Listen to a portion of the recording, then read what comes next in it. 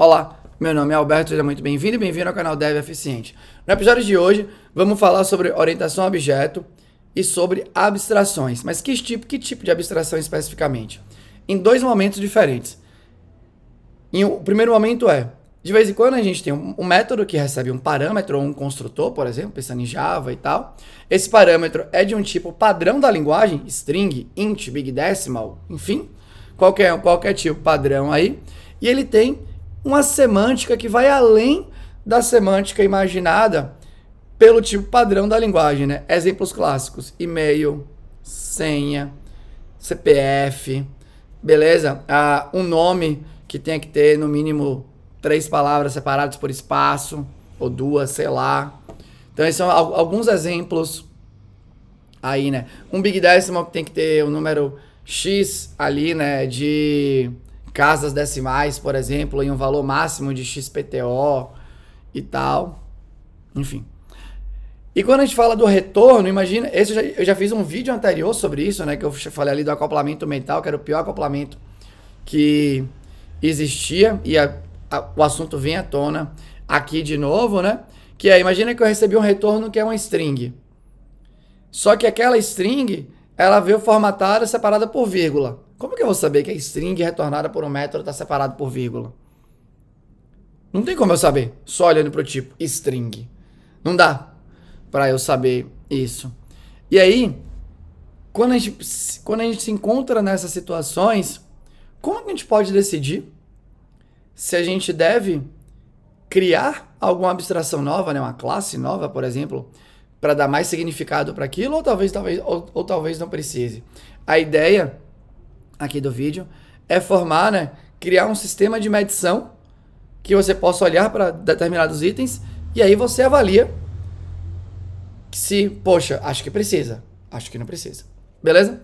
Eu vou usar uns exemplos de um módulo novo que ainda vai sair na jornada Dev Eficiente, que é de refinando heurísticas para você aplicar, né, soluções em geral de orientação a objeto e um pouquinho de funcional também, beleza? Eu achei que o módulo ficou legal, que os exemplos estavam bons, e eu falei, poxa, eu já vou mandar um spoiler aqui agora, porque eu acho que essa é uma situação que aparece muito no nosso dia a dia. E, inclusive, depois que eu gravei o vídeo aqui para o canal sobre acoplamento mental, eu fui olhar um código que eu tinha. Eu gravei o vídeo e comecei a criar o módulo do treinamento. E eu fui olhar e falei, caramba, deixa eu olhar um código que eu fiz aqui no projeto que eu participo. Eu olhei o código e, bum, tava lá meu acoplamento mental, né? Eu dava um retorno, que era um int, que tinha uma semântica naquele int, que não tem como quem estava chamando aquele método saber. Só existe um motivo para aquele acoplamento ali, né, para aquela decisão ter sido tomada. Foi porque eu codei a implementação, a API, e codei quem chama. Aí lascou. Eu sei que é o normal, mas você tem que estar muito atento ou atenta a isso, porque senão vai passar batido alguns tipos de tomada de decisão, beleza? Então vamos pro código para dar um bizu aí. Então é o seguinte, né? Tô aqui no meu Eclipse velho de guerra e agora eu tô aqui pensando, né? Um off-topic, que é... Acho que a JetBrains lançou agora uma segunda, sei lá, terceira geração de IDE, né? Chama Fleet ou Fit, eu não sei o nome lá da parada. E eu tô aqui pensando agora, poxa, ainda tô no Eclipse, velho. Por favor, não me julgue, tá bom? Deixa eu pegar aqui o exemplo, ó. Então se liga aqui, ó.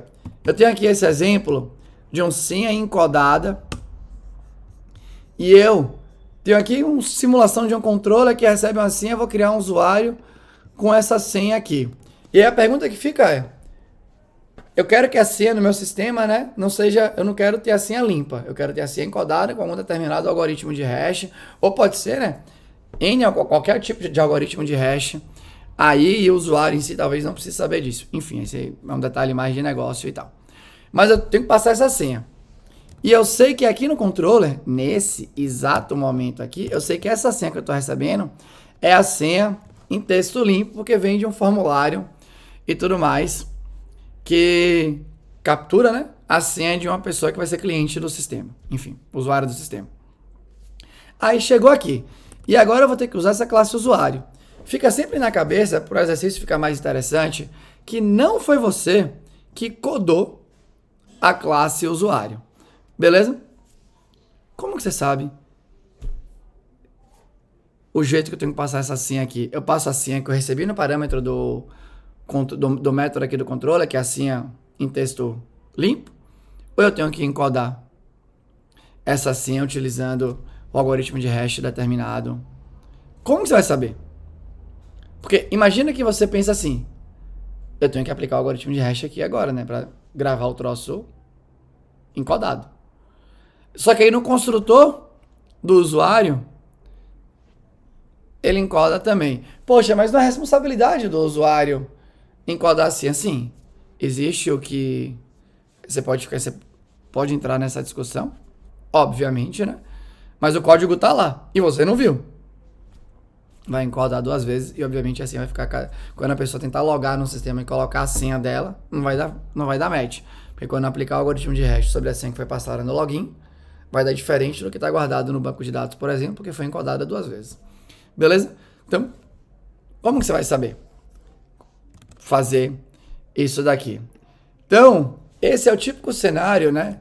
Se você olhar aqui no usuário, tem um parâmetro que chama... Imagina que você tem agora... Você foi ver o código. E aí, o código é esse como tá aqui, né? Que eu nem acho que é um código que fica tão distante da realidade. O código é um string, um parâmetro aqui, que chama senha. Ou seja, né? O tipo é um tipo padrão da linguagem. E o nome da variável tá genérico. Porque não dá pra você saber aqui se a senha é encodada ou é limpa. Beleza? Então imagina... Parecendo que você vai responder.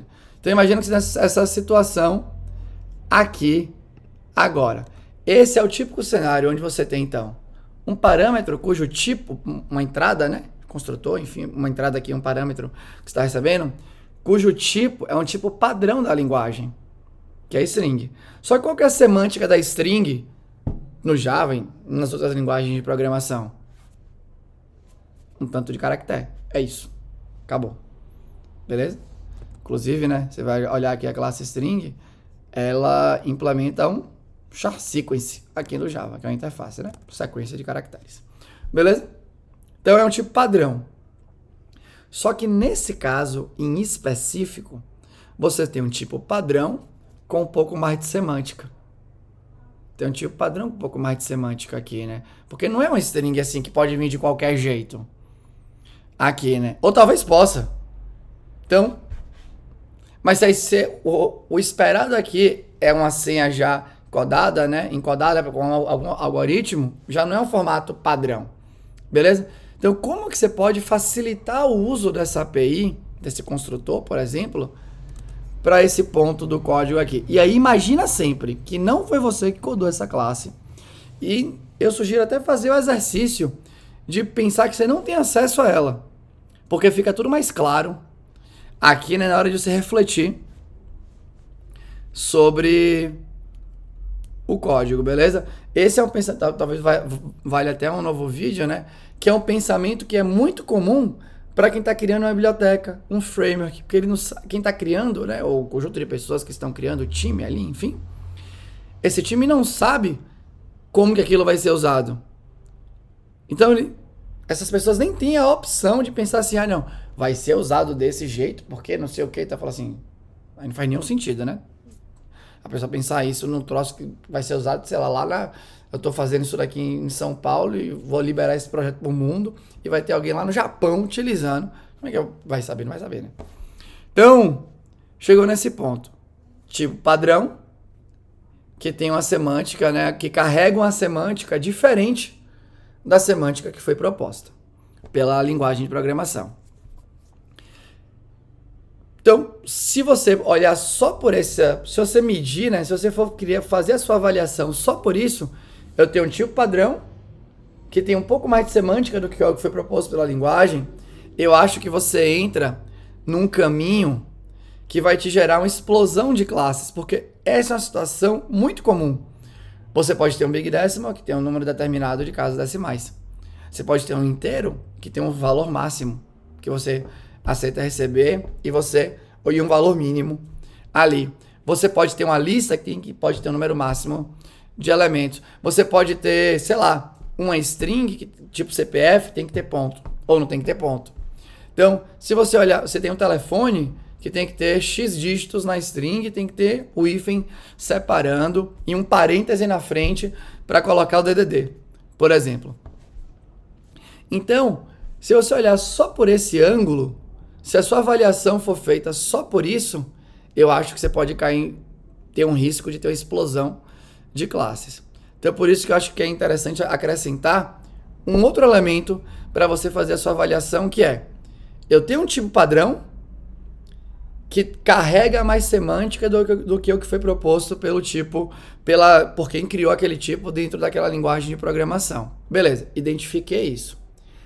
Agora, segundo ponto, eu consigo validar essa entrada de maneira fácil, com pouco esforço, e apresentar esse problema em runtime ali, né, seria um bug, por exemplo, que provavelmente seria pego em tempo de desenvolvimento e a pessoa poderia corrigir. Se eu consigo validar de maneira fácil, então talvez eu não precise criar uma abstração nova. Um exemplo, né? Imagina que... Aqui é só para dar um exemplo boboca mesmo, só para mostrar. Então é void aqui, executa 2. Aqui eu estou botando exemplo, o código em qualquer lugar. Recebo int, que é um número. Ah, mas esse número só pode ser maior do que 0, né? Então, se eu receber um número aqui menor do que 0, esquece que está no controller, beleza? Se eu receber um número aqui menor do que 0, quer dizer que tem um pau aqui, né? Alguém codou uma coisa errada, porque era impossível, não era para chegar um número errado. Beleza, então, eu posso vir aqui e fazer, né? If número menor do que 0. Aí, se tem um bug, né? Eu vou soltar aqui uma exception, por exemplo, e liga o argument exception, por exemplo, e boto aqui uma mensagem. Então, percebe que não é difícil, beleza? Mesmo se fosse aqui, né, um e-mail, eu tô agora aqui com a string, né? Pô, o e-mail tem semântica. Você tem o formato do e-mail e por aí vai. Beleza. Então, validar um e-mail é algo muito comum no dia a dia. Você consegue achar regex que fazem isso, né? Talvez classes prontas que façam isso. Tudo mais. Então aqui, ó. Esse aqui é um projeto que tem o Hibernate Validator. Eu poderia fazer... Ops, não era isso que eu queria fazer. Desculpa. Eu poderia pegar aqui, ó. Achar aqui essa e-mail validator. Que tem o isValid. Passo o e-mail, né? O segundo parâmetro aqui eu não sei. Você poderia passar como nulo... ou não, ó. Percebe aqui, ó? Já fui lá olhar a implementação da parada. E ele talvez use, né? O context aqui, né? Vamos ver se... tô perdendo até o foco, né? Não usa aqui a parada. Enfim. Então, percebe que é de boa, né? Ah, eu poderia receber um link também. Então, o link eu poderia fazer algo assim, né? Sei lá, new URI. E passo o link. Infelizmente não tem uma coisa fácil. Acho que até tem um... Calma aí. URL validator aqui, ó. E eu poderia, sei lá, chamar de novo a parada aqui. Então, se eu tenho um jeito de validar ok, talvez eu não precise criar uma abstração nova. E aí entra o caso. Eu, quando tava codando esse usuário aqui, eu confesso que eu não sabia um jeito. Imagina que eu quero deixar nesse meu construtor a responsabilidade de maximizar a chance de guardar a senha encodada aí, né? Independente do algoritmo que vai ser utilizado. E eu confesso que eu não conheço, né? Aqui nesse momento, quando eu estava codando isso daqui, uma forma de validar essa minha intenção. Então, eu posso aplicar... Qual regex eu aplico? Ou como é que eu faço aqui um conjunto de operações para verificar se essa senha foi encodada utilizando determinado algoritmo de hash? Confesso que eu não sabia. Então, se o tipo carrega mais semântica, eu não tenho como validar de maneira fácil, me parece que é um bom ponto para você criar uma nova classe. Beleza? Então, aí eu acho que enriqueceu, né? Eu sempre falo que qualquer avaliação feita sobre apenas uma medição tende a ser pobre, tende a gerar talvez um incentivo perverso, né? Ou pelo menos simplesmente é pobre e vai te levar a uma tomada de decisão não tão interessante. Se tem 2 ou mais, já começa a ficar mais interessante, que você equilibra ali, né? E aí você tem um potencial de avaliar de maneira mais interessante aquela situação. Então, para esse caso aqui, eu vim com essa solução, né? Olha, agora eu vou ter uma classe que chama senha. aqui, né? Aí aqui eu não vou entrar nos detalhes aqui, mas basicamente eu deixei o consultor privado porque... Mas bom, vou entrar nos detalhes, né? Porque aqui, se eu deixasse público, a pessoa teria que passar a senha e um booleano para indicar se a senha está encodada ou não está encodada para eu poder trabalhar aqui. Só que entra de novo naquele perigo, né? Um booleano tipo padrão. E eu posso usar, não tem problema nenhum. Só que aí eu teria que enriquecer esse meu código aqui, e eu sou a favor disso, né? Eu poderia enriquecer com a documentação, obviamente, né? Para indicar, olha, esse boolean aqui indica que você quer, se a sua senha que está passando aqui está encodada ou não está encodada. Poderia fazer. Zero problema, documenta, pá. Só que aí eu preferi seguir um outro caminho que era, deixei privado o construtor e criei os métodos de fábrica com nomes que, na minha opinião, são sugestivos sobre a criação da senha, né? Inclusive, tem uma amiga no trabalho que se chama Paula Santana, né? E ela criou ali no Insta dela e no LinkedIn dela, né, uma série de... Não foram vídeos, né? Foram imagens referenciando um livro que chama Effective Java, que ele fala muito sobre isso, né? Só que ele é um pouco mais radical, né? Pedindo para, de vez em quando, evitar construtores e tal. Porque o construtor, de fato, né? Não falta semântica para indicar o tipo de coisa que você está construindo, enfim.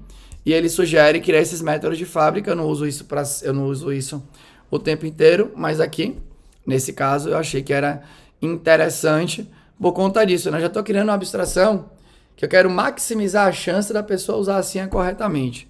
E eu estou tentando usar todos os meus que eu conheço para maximizar essa chance. Eu gosto sempre de lembrar disso. A pessoa pode passar uma senha encodada para o método cria a partir de uma senha limpa? Pode. Pode, sem dúvida nenhuma. Ela pode. Então, por isso que eu digo que eu estou aumentando as chances do negócio acontecer de maneira correta, né? Mas eu não tenho um controle total. Eu não tenho como garantir, pelo menos, talvez eu não tenha, né? Ou talvez tenha e eu não saiba como, garantir aqui o uso correto da API que eu imaginei, né? A não ser que eu fosse usar, e tem que usar perto, né? Que se eu fosse usar mais longe, um espaço de tempo maior, talvez não funcionasse direito. E aí a pessoa cria. Aí agora, dentro do construtor, o construtor tem a possibilidade de decidir, eu quero guardar a senha encodada. Massa. E se alguém pede a senha, eu construo de novo o objeto senha para criar a senha, né? Aqui eu crio a partir da senha encodada porque eu sei, esse código sabe, neste contexto desta classe, que a senha que está como atributo aqui está encodada. Beleza? Então, esse código tem todas as informações necessárias para tomar a decisão que vai criar a partir de uma senha encodada aí. Beleza? Então, essa era a primeira parte, né? Que é você pode utilizar esse tipo de juízo aí, né? De medição de itens para criar uma avaliação se precisa ou não construir a abstração. Beleza? Aí aqui, né? Só para deixar claro. Poxa, eu queria que essa senha tivesse no máximo, sei lá, X caracteres, que é mais uma informação. Devo colocar isso para dentro da classe senha ou não devo colocar? Julga de novo. Validar se tem esses caracteres aí, esse número de caracteres da senha encodada e tudo mais. Ou no caso, né, da senha limpa. É difícil? Não, não é. Só verificar se o length da string é isso. Talvez você possa colocar simplesmente uma validação a mais aqui. Só que aí você cai no outro cenário que é, poxa, mas eu estou fazendo uma operação sobre um atributo da classe senha. Então talvez você possa criar um método na classe senha que é verifica tamanho. Você passa o tamanho que você quer e aí ele vai operar sobre o valor que está lá dentro e tal. E aí você pode validar aqui, né? Você poderia fazer algo assim. If senha ponto, aí sei lá, né? Texto limpo tem até X caracteres aqui. Então você fala assim, se tem até 10, então beleza. Então eu quero guardar a senha. Se não tem, patati patacolar. Beleza? Então, esse era o primeiro ponto. Agora vamos pro segundo, né, que já tá com quase 20 minutos aqui. A Anish vai me matar. Só lembrando, né, que a Anish agora também faz parte da Dev Eficiente. Então ele sempre fala assim, velho, você não pode criar um vídeo mais curto? Falar, meu amigo, me deixe ser livre aqui. Deu agora o outro exemplo. Aqui, ó, deixa eu vir aqui. Olha só, né? Então, eu tenho aqui um método que chama percentual feito. Percentual feito. Esse percentual feito me retorna um Big Decimal. Só que o que acontece? Nesse ponto do código aqui, eu preciso que esse Big Decimal tenha X casas decimais ali. Será que ele tem? Ou será que ele não tem? Como que você vai saber? Só tem um jeito de saber. Você tem que vir aqui e olhar. Beleza? Então aqui, ó, ele divide, fala aqui, ó, no divide, que vai estar com, que vai ter aqui, ó, 3 casas decimais. Beleza? Então, só desse jeito para eu saber. E agora? O que é que eu faço? Eu vou com isso? Ou eu tento dar um jeito, né, de facilitar o uso dessa API? Tanto aqui como no caso anterior, né, se você não criasse a abstração nova, no caso anterior lá da senha, você ia cair naquele acoplamento que eu chamei do pior acoplamento que existe, que é o mental. Não tem um jeito de você saber que o tipo padrão carrega uma semântica a mais que já está tratada dentro do método, se você não olhar o método e descobrir que tá tratado. Então, eu não vou fazer isso aqui fora. Aí a pessoa vai lá e altera o método. Aí caga para quem estava chamando. E esse risco é maior quando você coda a chamada e a implementação. Beleza? Então, aqui, uma possível solução, que é a mesma solução que eu gravei no que eu falei no outro vídeo, é você poderia parametrizar esse método percentual feito. Olha, eu quero que ele venha agora com 2 casas decimais e que eu quero também controlar aqui o arredondamento. Eu quero que ele arredonde, sei lá, para cima. Ops. Do meio para cima. Aqui. Então essa era com certeza uma opção sua aí. E aí você faria, né, pegaria esses parâmetros e usaria dentro do método percentual feito. Poderia ser uma lógica, que nem foi no meu vídeo, no meu outro vídeo sobre isso, né, que eu passei lá o parâmetro de como ia juntar, né, qual caractere que ia ser utilizado na junção de informações de uma lista e tudo mais. E para mim essa é uma solução que é viável, beleza? Do mesmo jeito que eu poderia mostrar aqui, ó, no CPF, peguei o CPF. Como é que eu sei que esse CPF tá com ponto ou tá sem ponto? Eu poderia parametrizar, né? Olha, eu quero agora que você poderia ter uma sobrecarga do método, ou poderia ter uma sobrecarga do CPF, ou simplesmente um parâmetro, sei lá, booleano aqui, dizendo assim, olha, eu quero que o CPF venha com ponto. Eu quero que o CPF venha sem ponto. Você poderia parametrizar. Qual que eu acho que é o perigo, né? E aí já fazendo a crítica, inclusive, ao próprio vídeo que eu gravei.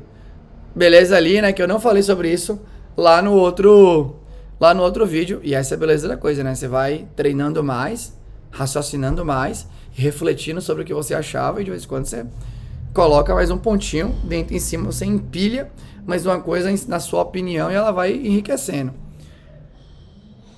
Se você passar os parâmetros aqui, o que acontece? Quando você olha o método percentual, aqui eu deixei a implementação fake, obviamente, né? Quando você pensar, né, na implementação do método percentual feito, ele calcula o percentual. Em função, né, de um aluno, de um e-mail de aluno a aluno, que seja passado aqui como argumento para descobrir qual percentual que aquela pessoa já fez daquele treinamento. Esta é a lógica que deveria ser feita. Quando eu passo esses parâmetros aqui, eu estou deixando que o meio que está usando a minha lógica influencie na construção da minha lógica. E pode influenciar me forçando a fazer um if a mais, 2 ifs a mais, e por aí vai. E tem um detalhe, que eu acho que é importante se preocupar aqui, né? Que é, nesse local, essa informação é necessária, né? O arredondamento específico e o número de casas decimais. Mas pode ser que no outro local isso não seja necessário. E aí você pode, então agora eu vou criar uma sobrecarga. Mas pode ser que no outro local só um parâmetro seja necessário. Aí você vai criar uma outra sobrecarga. Mas pode ser que no outro local. Então, eu acho que faz sentido aqui, né, refletir sobre: eu estou parametrizando porque é a informação necessária para eu fazer a minha lógica, ou estou parametrizando por conta da necessidade de quem vai usar aquela minha lógica. Acho que esse é um item importante na avaliação. Se você está parametrizando porque o ponto de uso precisa de um formato específico, de uma junção, ou de um parâmetro aqui específico, eu acho que pode acontecer de, em um futuro, talvez não distante, você perceber que, poxa, agora outro ponto precisa de parâmetros diferentes. E agora como é que eu vou fazer? Esse vai ter que fazer uma refatoração maior. Beleza? Então aqui é um ponto para você, enfim, né, pesar aí na balança. Uma outra solução que a gente podia fazer aqui é a seguinte. Deixa eu só já pegar essa outra aqui, que é a solução que eu dei, que eu sugeri no treinamento. Calma aí. Pegar aqui.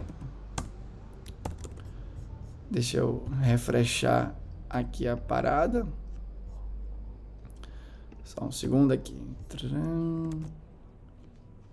Desaparece aqui, por favorzinho. Pá. Então aqui, ó, eu faço o percentual feito, só que agora, em vez do percentual feito trabalhar com os parâmetros ou algo do gênero, ele me retorna uma abstração que chama percentual. Mas, você também está sendo influenciado aqui. Então, essa é a influência de uma vez só, né? Eu criei uma classe que guarda o cálculo de percentual, que inclusive é até meio genérico, pode ser utilizado em vários cenários aí diferentes. E aí, à medida que novas situações sobre o percentual forem aparecendo no seu sistema, você vai enriquecendo o percentual, que não tem mais daqui aí, e o treinamento aqui, ó, tá de boa, porque fez a lógica que deveria fazer de novo essa lógica fake. Aqui, né, só para ilustrar a parada aqui, beleza? E aí, quem tá utilizando pode fazer assim, percentual feito, me calcula agora esse percentual considerando duas casas decimais, arredonda para cima. Poderia ter um outro método aqui no percentual feito, que é calcula padrão. E aí poderia ter um Javadoc explicando como é que é esse padrão, por exemplo, ali também. Beleza? Então, aí você vai enriquecendo a abstração nova. Então, outro vídeo já está publicado. Então, esse já foi, né? Bandamel. Mas, se eu pudesse ir lá no outro vídeo, eu deveria ter falado sobre isso que eu falei aqui agora, beleza? E ao invés, lá era um método que tinha a classe tinha uma lista com strings, e o ponto de chamada queria essas strings separado por um separador qualquer, tipo vírgula ou espaço ou algo do gênero. E eu parametrizei lá. Eu sugeri parametrizar, como eu sugeri aqui. E é o mesmo perigo. Pode ser que a parametrização seja suficiente, que ninguém nunca mais vai utilizar aqui em outros contextos, mas pode ser que utilize. Então, se eu fosse olhar para trás ali, né, talvez eu ia refletir sobre, será que eu não devo retornar? Era sobre meta tags, né? Será que eu não devo ter uma classe que chama meta tags? E eu retorno essas meta tags do meu método que me pede as meta tags e eu coloco os comportamentos sobre as meta tags lá dentro. Então, isso provavelmente deveria ter passado pela minha cabeça e eu acho que eu iria com as meta tags. Qual que é o lado ruim da abstração nova, né? Um lado, talvez, enfim, né? Tem que prestar atenção, que é toda abstração nova, específica do contexto, na minha opinião, aumenta um pouquinho a dificuldade de entendimento do sistema como um todo, porque afinal de contas é mais uma abstração que a pessoa tem que tangibilizar na mente, que ela tem que olhar para aquilo e entender, né, porque aquilo foi criado, qual que é o papel daquilo e por aí vai. Mas quando eu coloco na balança, eu sinto que tende a ser interessante porque aumenta a chance do uso ser feito de maneira correta. Beleza? De novo, né, eu gosto de deixar claro aqui que aumenta a chance, não garante nada. Então, era isso que eu queria compartilhar. Ah, e para fechar, eu vou compartilhar o código que eu fiz, que eu caí no acoplamento mental. Olha só aí, né? Por sinal, veio daí a inspiração para o exercício, né? Tem aqui, pouco importa aqui a semântica da coisa, né? Posição learning task, recebo uma learning task que está sendo procurada, verifico a invariância, verifico se essa learning task pertence à task class aqui, né? Então é como se fosse atividade, seção de atividade. E aí, eu olho aqui, ó. Ó, eu quero que você ache aqui, né, a learning task e eu pego a posição aqui e boto um mais um. De onde? Como foi que eu decidi esse mais um? Como que a pessoa sabe que quando esse headset aqui, ó, vamos só lembrar aqui o que é que ele faz, retorna um view desse set, onde todos os elementos, né, são menores do que o que eu passei. Então eu procuro, veja aqui, ó, quero saber qual as learning tasks que estão numa lista que está ordenada, né, é uma tree set. Então eu procuro todos que são menores do que ele, e aí eu pego, beleza, tem 3 menores, então se eu tenho 4 learning tasks, eu achei 3 que são menores, a posição desse é a 4. Mas e se o código que está chamando esse método quisesse começar do 0? Como que ele sabe que começa do 0 ou do 1? Não tem como ele saber, né? Eu não tenho nenhuma dúvida que fui eu que codei esse método e codei a chamada do método. E caí na minha própria casca de banana aí, né? Então, para você ver que a ideia é treinar sempre, né? Olhar o que você faz para você conseguir, né? Ir resistindo ao naufrágio da qualidade do código, beleza? Aqui claramente eu ajudei o barco a naufragar mais rápido aí, tá bom? Mas, bom, era isso que eu queria compartilhar com você. Perdão pelo vídeo mais longo aí, né? Mas eu espero que de alguma forma seja útil. Se você gostou, deixa um comentário aqui. Se você não gostou, ou tem um comentário construtivo, deixa aqui também. Eu vou ter o maior prazer em responder pra você. Era isso.